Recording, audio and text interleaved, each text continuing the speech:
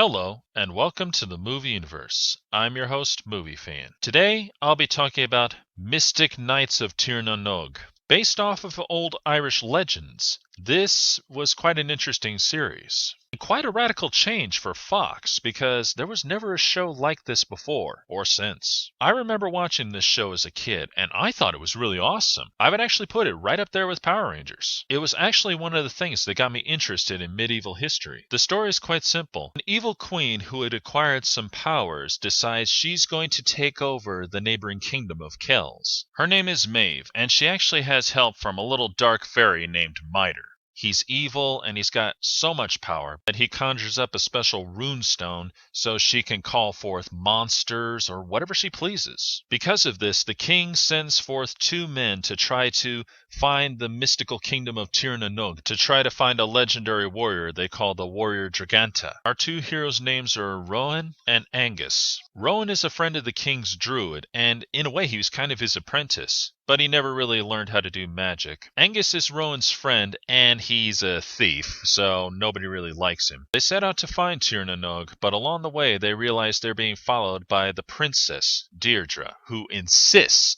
that she's going to come along. And along the way, they meet Prince Ivar from another kingdom. He thought that they were thieves who had stolen a chalice that belonged to his kingdom. He was sent to retrieve it so he could bring it back home. To which it comes out later that the chalice is used to bring Miter out from the dark world that he comes from. But like I said, that comes out later. In the meantime, he comes to the conclusion that they weren't the thieves that stole the chalice, so he accompanies them and they find Tir na Nog. It is here they meet King Finvara, who is the king of Tir na Nog. He says he will help them with magic, but only if they pass a series of tests. And they do pass, and they gain magic weapons. Rowan gets the Sword of Kells, which throws fire. Angus gets the magic mace, which can throw boulders and all kinds of things. Ivar gets the magic trident, and Deirdre gets a magic crossbow. Every one of their powers is literally elemental based. As you may guess, earth, wind, fire, and water.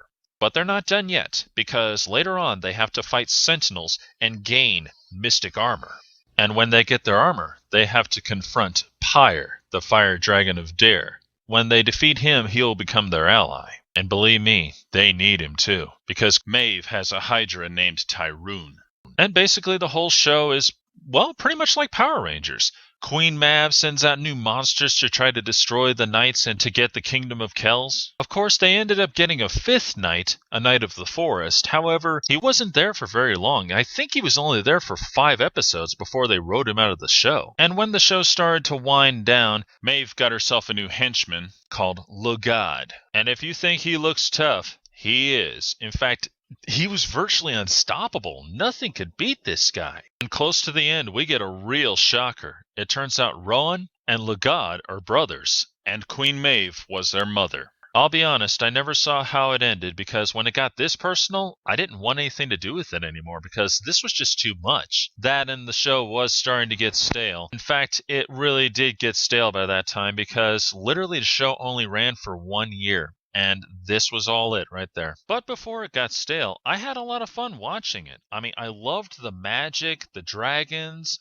everything. It was absolutely great. And here's 2 things that most people probably don't know about. First, a good part of the show was actually filmed on location in Ireland. Let's get real, folks. Could you ever find castles like this here in America? And second, this show was actually produced by Saban.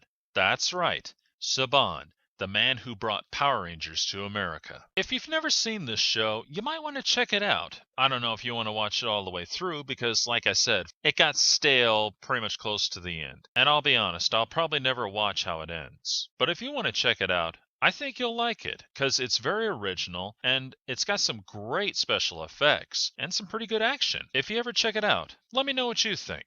This is Movie Fan, signing off.